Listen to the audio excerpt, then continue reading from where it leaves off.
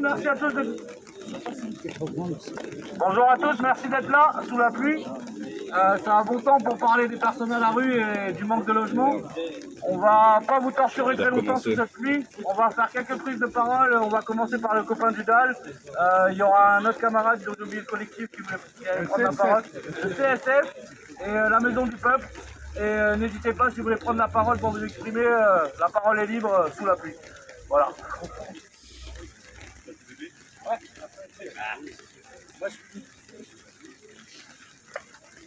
Ouais, donc.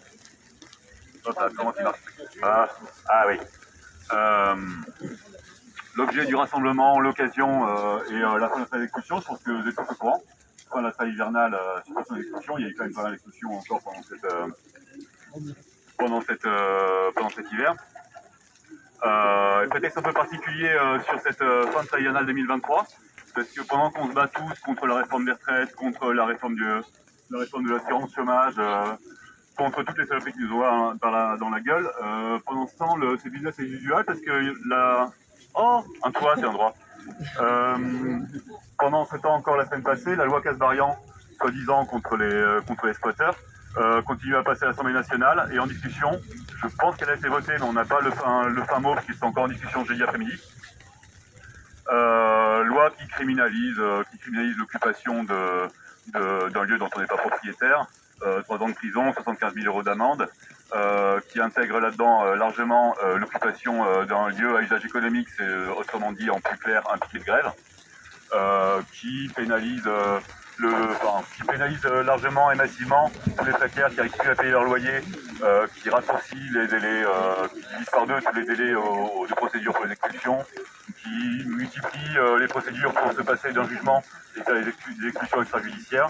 Enfin, ils y vont massivement, ils y vont franchement, ils y vont sans complexe. Passage au Sénat, la loi a encore été aggravée. La passage au Parlement, de ce qu'on regardait, pour l'essentiel, c'est encore aggravé, quoi. Ah, plus fort, pardon, je t'entendais pas.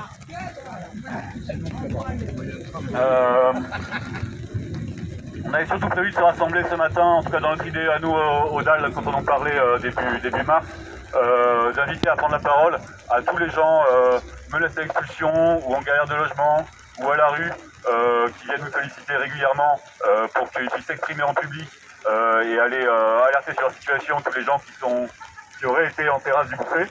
Mais là, beaucoup de gens apparemment ont craint la pluie, donc à l'œil, on voit personne des gens qu'on suit au sein du DAL qui seraient venus pour s'exprimer sa situation personnelle. Mais si certains sont là, sont dans le coin, veulent s'exprimer au micro ou individuellement, il n'y a qu'à, c'est open. Je veux bien passer la parole à qui la veut. Je rebondirai éventuellement sur les choses derrière s'il y a besoin, mais... Merci le DAL! Ouais! Bravo!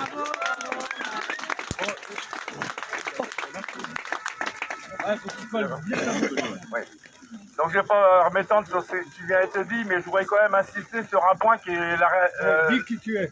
Oui, c'est Bernard Lebel, je fais partie de la Confédération syndicale des familles, donc la CSF. Et donc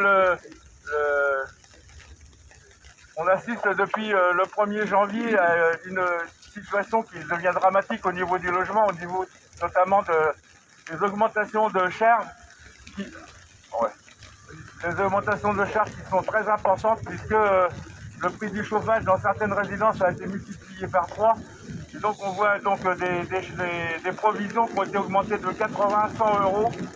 Et avec les 3,5% d'augmentation de loyer, il y a des locataires donc qui voient leur budget donc augmenter de 100 € par mois. Et donc ça devient absolument dramatique puisque si 100 € par mois, ça fait 1 200 € par an. Donc l'équivalent d'un SMIC, il faut quand même s'en rendre compte. Alors donc on est parti sur un système d'aide sociale pour certains, mais il y a certains qui ne vont pas bénéficier de ces aides. Ce n'est pas les 1,6% d'augmentation de l'APL de ce matin qui va venir compenser cette hausse, d'autant que le forfait charge n'a pas été réévalué. Donc alors on a des exemples de loyers à 580 € avec 200 € de charge. Vous voyez combien que pèsent les charges sur les sur les loyers donc, pour les locataires. Et donc tous ces gens-là donc, vont se retrouver en difficulté. Alors on n'a pas encore peut-être les répercussions comme immédiates, mais dans les mois qui viennent, on ne peut être qu'inquiet. Donc voilà, je voulais insister là-dessus parce que c'est vraiment la réalité du moment. Donc on a des gens qui nous appellent tous les jours, je ne vous cache pas, qui sont très inquiets de ce qui leur arrive. Ok. Allez.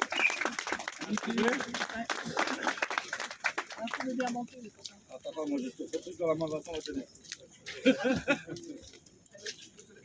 T'as pas besoin de ça. Faut que t'appuies sur la gâchette et que tu bien t'appuies.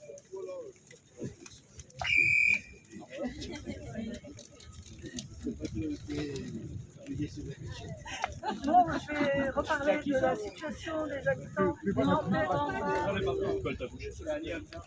Je vais reparler de la situation des habitants nantais des bidonvilles.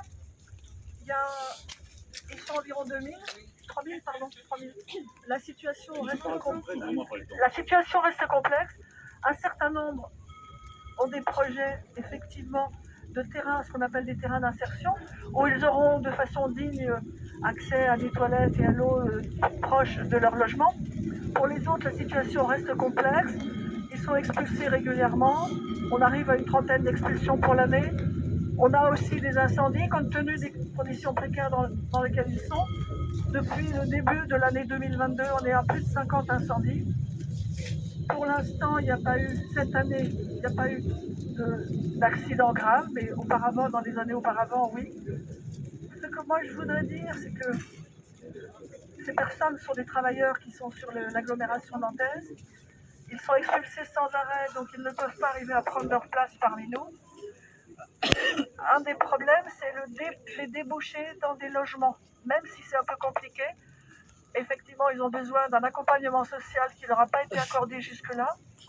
Mais le problème des logements insuffisants sur l'agglomération nantaise, dans lequel la loi de Macron, qui a diminué les possibilités d'investissement des logements sociaux, et ça c'est grave parce que finalement on fait avec, mais ça diminue la possibilité des associations ou des groupements, etc., d'investir et de construire plus de logements. Donc la situation dans laquelle on est, tous, pour ceux qui sont à la rue, pour ceux qui sont mal logés, qui sont expulsés ou qui ont des coûts de logement trop importants ou qui sont dans des bidonvilles, c'est qu'il y a eu un goulet d'étranglement qui a été créé.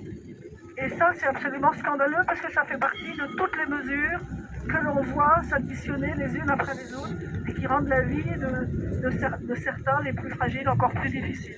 Donc les Roms dans les bidonvilles font partie de cela, mais ils sont une part et leur place doit être, intégrée à l'ensemble des mal logés de l'agglomération nantaise. Rappelle le nombre de Roms en bidonville et le nombre d'enfants. Il y a 2800 Roms dans les bidonvilles sur l'agglomération nantaise, il y a 1200 enfants, et compte tenu de la situation qui leur est faite depuis 15 ans, il y a à peu près 75% des enfants qui n'ont pas réussi à aller à l'école. C'est tout un enclenchement de circonstances qui rend les choses encore plus difficiles pour ceux qui ont le plus de difficultés. En fait, on crée une génération d'illettrés. L'agglomération nantaise a créé une génération d'illettrés. Et très sincèrement, c'est absolument choquant. Voilà. Bravo.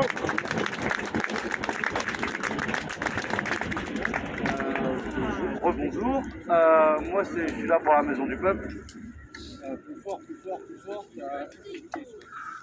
Ouais, du coup je disais je suis là pour la Maison du Peuple et même aussi à titre personnel parce que j'ai un peu les deux casquettes et en cette période de fin de trêve hivernale et de loi Casbarian qui est en train de passer et qui est encore une cerise de plus sur le gâteau de merde qu'on nous fait bouffer depuis des années sur les lois pour le logement et les lois anti-squat.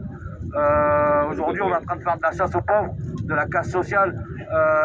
Là on reçoit des appels nous régulièrement de personnes âgées, d'hommes, de femmes, qui sont inquiets parce que les expulsions vont reprendre dans pas longtemps et qui cherchent et qui ne se battent même plus pour leurs droits et qui cherchent des solutions alternatives et qui nous demandent comment on fait pour ouvrir des squats, comment on fait pour trouver une solution au plus rapidement possible parce que les gens sont inquiets et ont peur.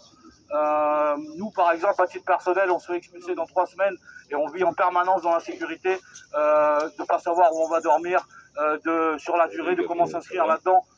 Et c'est vraiment très difficile et une des raisons pourquoi il n'y a pas de personnes à la rue aujourd'hui dans ce rassemblement, c'est la pluie. Et pour des détails tout simples, c'est difficile de venir dans un rassemblement sous la pluie quand tu n'as pas d'endroit où te sécher derrière.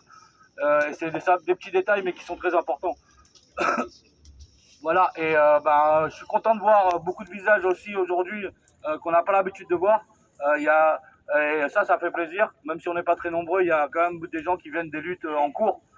Parce qu'aujourd'hui, on nous attaque de tous les côtés, il y a de moins en moins de services publics, on attaque les retraites, là il y a bientôt la réforme du RSA, on nous parle d'une loi travail, je pense qu'il est grand temps de lever la tête de notre petite lutte, pas individuelle, mais de nos luttes qu'on porte chacun les uns et les autres, et de s'unir pour arrêter de se battre pour dire qu'on arrête de saccager nos droits, mais se battre pour un nouveau modèle de société, pour plus de démocratie, plus de services publics, plus de droits humains. Et ça fait plaisir de voir tout le monde là. Merci. Bravo.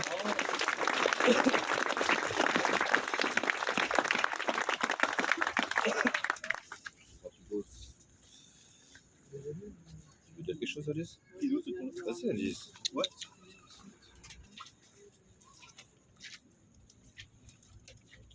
Oui, donc Emmanuel, pour Lutte ouvrière, on soutient aussi nationalement cette mobilisation.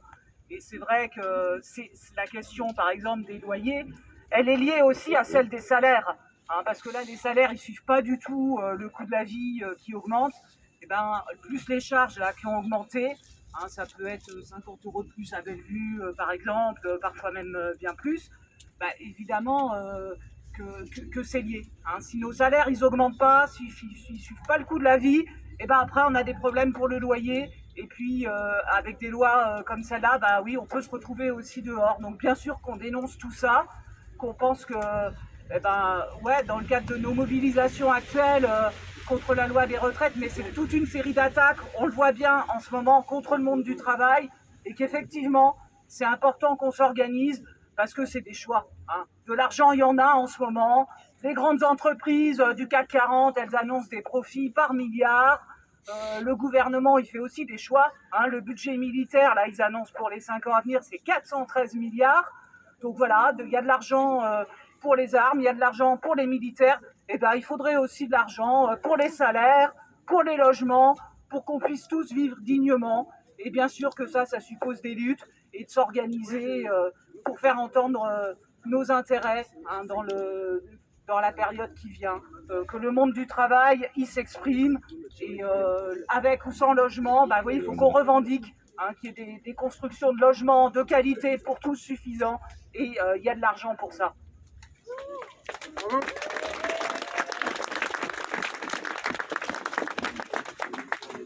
On la sait, tu vas tomber. Ouais, t'inquiète.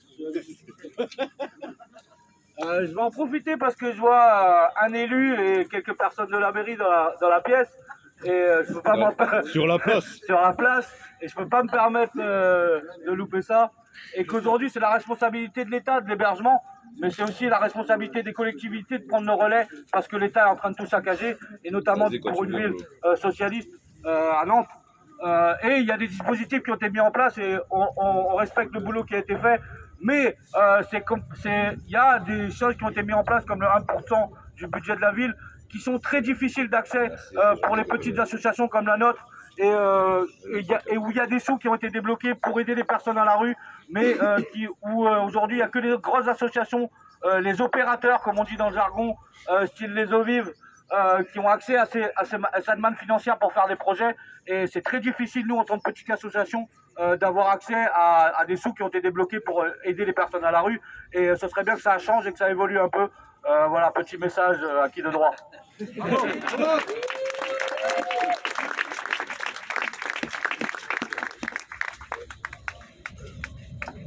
Bon, vous m'entendez là? Donc effectivement, je suis élu à la mairie de Nantes et en charge du droit au logement. droit au logement et du logement social. Donc l'interpellation que tu viens de faire me concerne directement. Ce système de solidarité à l'échelle métropolitaine, il a été mis en place effectivement au début de ce mandat, en 2020. Donc il monte progressivement en puissance. La volonté pour moi, c'est bien d'y mettre un maximum de souplesse pour que effectivement toutes les situations de personnes à la rue qui ne trouvent pas de réponse dans le système administratif en général. Donc, vous savez que l'hébergement, c'est une obligation de l'État. C'est une obligation que l'État a beaucoup de mal à mettre en œuvre. Et ce choix de la métropole pour mettre en place un dispositif complémentaire, c'est bien pour assurer cette nécessaire souplesse, parce que on ne peut pas rester un jour, 2 jours, une semaine à la rue. Vous savez qu'il y a toujours des familles qui se trouvent dans cette situation avec des enfants qui sont à la rue et la volonté, je crois, partagée entre les associations et la métropole, c'est bien effectivement de garantir que personne, ni enfants, ni parents, ni adultes en général, ne dorment aujourd'hui à la rue sur notre métropole. Alors du coup, je voudrais aussi évoquer la question du logement aujourd'hui. Annie a évoqué les difficultés qui aujourd'hui, auxquelles on est confronté aujourd'hui sur la question de la production du logement. Il n'y a pas assez de logements aujourd'hui sur la métropole pour différentes raisons, dont celle que la population augmente régulièrement. Hein. Je continue. C'est 9000 habitants qui arrivent chaque année sur la métropole. C'est donc une production de logements pour assurer... Je continue, est-ce que vous m'entendez bien? Vas-y, arrête de parler, si tu veux parler, prends la suite. Voilà, fin de l'histoire. Arrête de causer pour rien. Bon, alors je vous explique un peu dans quelle difficulté aujourd'hui on peut se trouver sur une métropole comme la nôtre. Il faut savoir qu'il y a maintenant 5-6 ans, le gouvernement a décidé d'abaisser sa contribution aux APL et que donc aujourd'hui les bailleurs sociaux sont obligés d'abonder l'APL pour permettre effectivement une contribution nationale au loyer payé chaque mois dans les logements sociaux. Et alors il se trouve que cette situation étrangle les bailleurs et empêche aujourd'hui un certain nombre d'opérations de construction de logements sociaux sortir de terre. Et c'est dramatique parce que ça veut dire que moins de logements sociaux, c'est moins de capacité, notamment pour les plus précaires, à accéder à un logement. Annie Clot parlait tout à l'heure des familles roms qui sont en bidonville. C'est de plus en plus de personnes qui risquent de se trouver en difficulté pour accéder à un logement parce que la politique gouvernementale aujourd'hui ne permet plus de construire des logements sociaux. Vous voyez la difficulté. Et cette difficulté, elle va rejaillir sur nous dans les années à venir de plus en plus. Et c'est une très très grosse préoccupation aujourd'hui que je voulais partager avec vous pour la métropole et tous les élus qui se battent effectivement pour assurer un logement pour tout le monde. Et le plafonnement des loyers, c'est bien la métropole aussi, non? Ça pourrait être mis en place. Le plafonnement des loyers, c'est une bataille politique que nous menons effectivement pour une mise en place la plus rapide possible, évidemment. Il y a des choix aussi de construction, c'est-à-dire qu'on voit beaucoup de centres commerciaux et peu de logements, ça c'est aussi des choix de la métropole.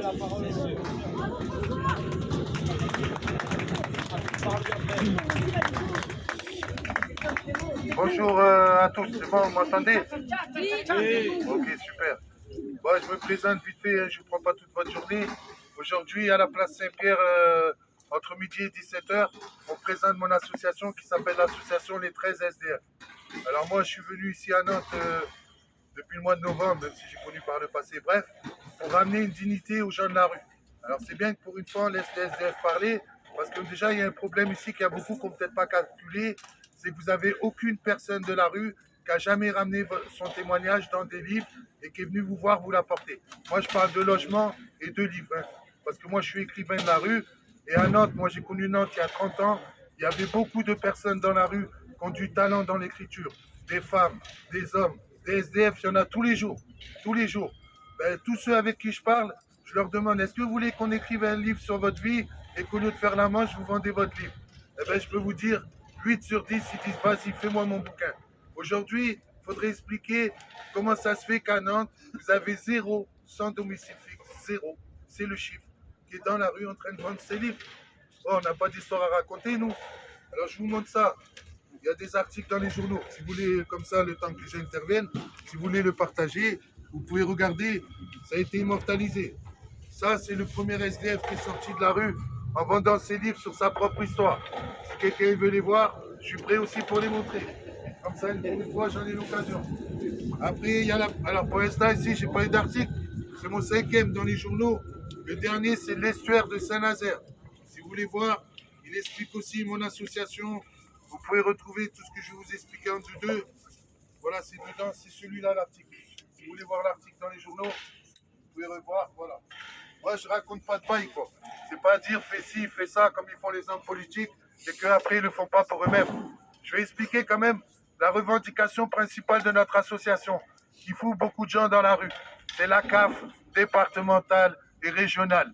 Je suis arrivé ici, j'étais dans la rue. Je suis sorti de la rue sans faire la manche, sans faire de conneries, sans venir vous enquiquiner tous les jours, juste en vendant mes livres dans la rue. J'ai eu ma chambre meublée à Saint-Nazaire, 440 € par mois. On va parler chiffres maintenant. 440 € par mois, payé du 17 décembre au 17 janvier, juste en vendant mes livres dans la rue. Derrière, la CAF, changement de département, 2-3 mois d'attente, avec 0 € par mois. 0 € par mois. Qui c'est qui a fait cette putain de loi? Parce qu'il n'y a aucun homme politique qui pourrait vivre aujourd'hui avec 0 € par mois. Il n'y a personne ici qui peut vivre avec 0 par mois. Et tout le monde n'a pas envie de faire la manche. Tout le monde n'a pas envie d'aller vendre la cam. Tout le monde n'a pas envie d'agresser les gens. Il y a des gens aussi qui veulent s'en sortir avec le bien. Mais rendez-nous notre putain de dignité avec 0 €. Je fais comment? Après, je demande l'aide au logement. Voilà. On arrive à l'aide au logement. Alléluia. Merci, l'aide au logement. 278 € donnés à tous les habitants d'où j'étais, la chambre meublée. On était 8. Tout le monde y a droit. Sauf Michael. C'est moi. J'y ai pas droit. Donc, du coup, on dépense, c'est ce que je disais tout à l'heure, 2000 € pour donner un tremplin à quelqu'un de la rue en lui payant une chambre d'hôtel. Vous comptez par 5. 10 000 € de dépenses. Il n'y a pas d'argent. Moi, c'était 248 € seulement pour me payer mon aide au logement, pour que je garde mon logement. Au lieu de ça, au bout de 2 mois et demi, transfert de dossier, ça y est, alléluia, ça arrive à Saint-Nazaire. Derrière, qu'est-ce qui se passe? Encore un mois d'attente pour le calcul. C'est pas la calculatrice, je vous le dis, c'est beaucoup plus long. Hein. Donc, ils font le calcul, un mois encore le calcul. Pour me dire quoi à la fin? Pour me dire que je suis interdit de RSA, interdit d'aide au logement et que j'ai droit à 0 € par mois. Ouais! Et moi, j'y connais rien. Ça m'a dépassé. J'ai su sortir des cages d'escalier. J'ai su sortir des putains de squats. J'ai avec mes bouquins. Je suis artiste. Voilà, on m'a tout. C'est des étudiants, des associations qui ont compris le délire. Donc, je suis artiste. Donc, maintenant, c'est moi qui dois de l'argent à l'URSSAF. Pour être sorti de la rue en vendant mes livres, il faut que je contacte l'URSSAF du Limousin et que je paye tout 16,2% sur tous les livres que j'ai vendus dans la rue. Donc on peut faire la manche, on peut faire des conneries, mais on ne peut pas vendre ces livres dans la rue pour s'en sortir aujourd'hui. Alors que c'est le bien que tous les jours que les gens que je rencontre ici à Nantes, j'ai déjà vendu plus de 150 livres dans la rue. Même la police, ils l'ont acheté. Même l'autre fois, il passait, il dit qu'est-ce que je fais? Ben, je dis je vends mes livres. Même eux, ils l'ont acheté. Des assos, des gens qui font la manche, ils m'ont acheté mes bouquins. Je m'en suis sorti par le bien. Donc voilà le genre d'injustice. Moi, je ne vous prends pas votre journée. C'est pour vous dire après, ça n'excuse pas quand on est en colère dans la rue. Ça n'excuse pas que des fois, on boit un coup, qu'on a envie de tout péter. Mais franchement, essayez de vous mettre à notre place. Qui vit ici avec 0 €? Ce n'est pas possible. Donc maintenant, dans nos pour finir, avec les ateliers d'écriture ambulants que j'organise chaque semaine ici à Nantes, ça serait sympa de venir nous voir, d'aider les gens d'une autre façon que toujours à manger des vêtements, même si c'est important. Parce que la dignité, vous demandez aux gens de raconter leur vie dans un livre. Alors on saisit, on a des bénévoles qui font de la correction et on a des bénévoles qui font de la mise en page. Voilà, comme ça maintenant il y a l'auto-édition. Moi mon livre il est vendu 19 €. Je vole des gains. Amazon, que vous connaissez tous ici, qui ne paye pas d'impôts, qui fout tout le monde dans la merde. 80 centimes d'euros par livre vendu, voilà ce qui me paye. C'est une honte. Moi je vends mon livre dans la rue parce que je gagne la moitié dessus. Et au moins j'ai pu en faire un deuxième. J'ai fait février 2019, j'ai sorti l'Orphelin Marseillais. Février 2021, j'ai sorti Le Guerrier de la rue. Et maintenant, je prépare le troisième, tous les 2 ans. Parce que moi, j'ai des enfants. Moi, je suis grand-père. Moi, j'ai une petite fille. Et je vais laisser un héritage. Et l'espérance de vie d'un SDF en France ici, c'est combien? 48 ans. Ben, j'ai eu 50 le 29 mars. J'ai dépassé de 2 ans. J'ai gratté. Et je vais me battre jusqu'au bout. Et je suis président d'une association que j'ai fondée en dormant dans les cages d'escalier. Les 13 SDF. Pour ramener une dignité aux gens de la rue. Parce que nous aussi, on est des êtres humains. Voilà ce que j'avais à dire.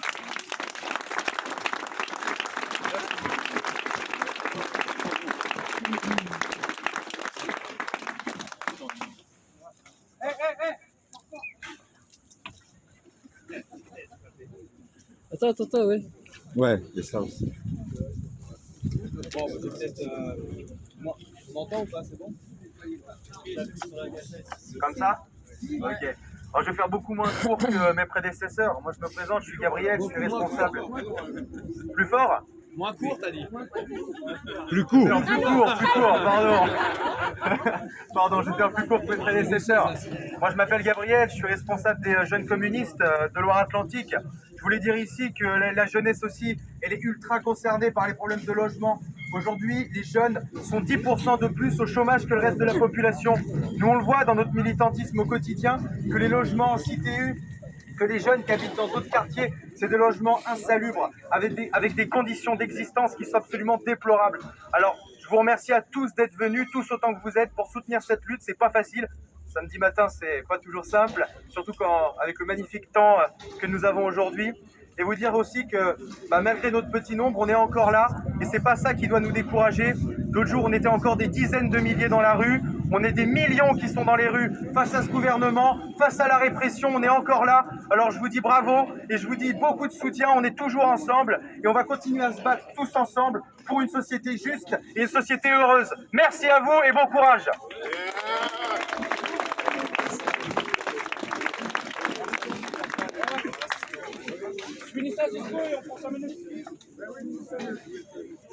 Bonjour tout le monde, Simon pour l'association Droit au logement. Vous m'entendez? Je suis désolé, monsieur Prochasson. Je vais en rajouter une couche, Simon pour l'association Droit au logement. Vous êtes venus, au moins vous êtes déplacés. Vous payez un peu pour les autres. Mais je pense qu'on ne peut pas se satisfaire de votre réponse. Pour plusieurs choses. On est d'accord avec vous, pour ça on le partage. Si l'État il est défaillant, donc venez avec nous, on va voir l'État, avec les associations, on va discuter avec l'État sur la question de l'hébergement, sur la question des moyens au logement social, etc. Mais je rappelle quand même que les municipalités, les maires, les métropoles, elles ont des compétences, elles ont des prérogatives en matière de logement. Vous le savez bien. Elles sont nombreuses, ces prérogatives. D'abord, il y a l'encadrement des loyers. Vous nous avez dit que vous y attelez. Donc, on aimerait quand même avoir une réponse là-dessus. Pourquoi l'encadrement? Il y a des tas de villes en France qui s'y ont mis. Il y a Paris, il y a Lyon dernièrement, Marseille. Qui l'eût cru, à Marseille, ils font l'encadrement des loyers. Hein? Et il y a même des villes de droite qui sont mis à l'encadrement des loyers. Donc là, à un moment, il faut y aller, vous y allez. Ça, c'est la première chose, c'est l'encadrement des loyers. Ensuite, vous avez... Pardon? On attend que Nantes y aille. Ensuite, vous avez des compétences en matière de réquisition. On dit qu'il y a des gens à la rue, l'État n'applique pas la loi de réquisition, la loi de 45. Eh bien, les maires ont le pouvoir de réquisitionner par leur pouvoir de police. Les maires, la municipalité a aussi les pouvoirs de prendre des arrêtés anti-expulsion. Ça a été le cas à Grenoble, par exemple. Ils ont pris des arrêtés anti-expulsion. Donc, arrêté anti-expulsion, arrêté de réquisition. La ville de Saint-Denis, dans le 93, a pris des arrêtés de réquisition pour soutenir des sans-logis, pour permettre un hébergement d'urgence des sans-logis. Et enfin, vous avez toute la latitude en matière d'urbanisme, tous les projets d'urbanisme, sur la construction de logements sociaux, sur l'attribution, sur la loi Dallot. Je rappelle que la loi Dallot, l'ensemble des réservataires doit reloger, consacrer 25% de ses attributions, 25% aux prioritaires Dallot. Et ça, c'est l'ensemble des réservataires, c'est pas que l'État. Donc vous avez vraiment le pouvoir de faire des choses quand même maintenant. Enfin, quand je dis vous, c'est l'équipe. Voilà. Donc à un moment donné, oui, l'État, on le voit là avec la loi Kasbarian, on le voit avec la baisse des aides à la pierre, etc. D'État, on voit avec l'hébergement d'urgence. L'État est défaillant, on est d'accord là-dessus. Mais vous aussi, ville, vous pouvez vraiment agir pour participer à régler la crise du logement. Donc j'espère qu'il y aura du travail en ce sens, qui pourra éventuellement être reçu avec les associations pour discuter point par point et pour voir comment tout ça peut être mis en place. Merci.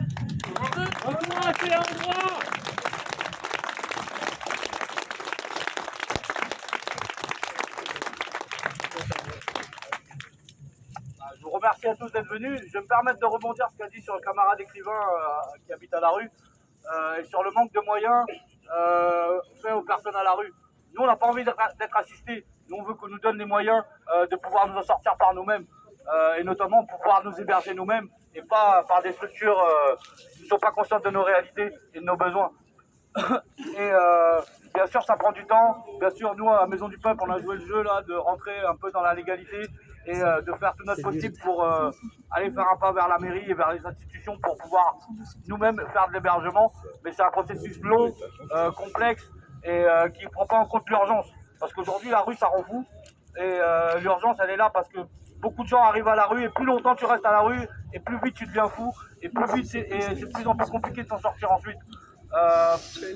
Du coup, nous, face à l'urgence et la situation actuelle, on va devoir prendre nos responsabilités parce qu'on n'a pas d'autre choix, parce qu'on croule sous les demandes, parce que nous-mêmes, on a besoin d'un toit et on va être les premières victimes de la loi Kasbarian en tant que squatter parce qu'on est un peu en rupture avec la société actuelle et on va subir les coûts à titre personnel, mais aussi en tant qu'association parce qu'on va ouvrir des lieux abandonnés pour les gens.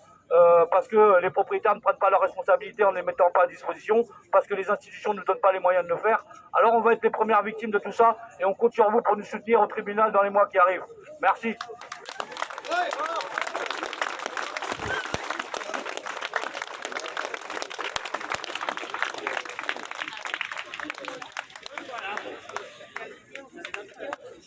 Ça y est, on arrête là, c'est ça. Ça y est, stop.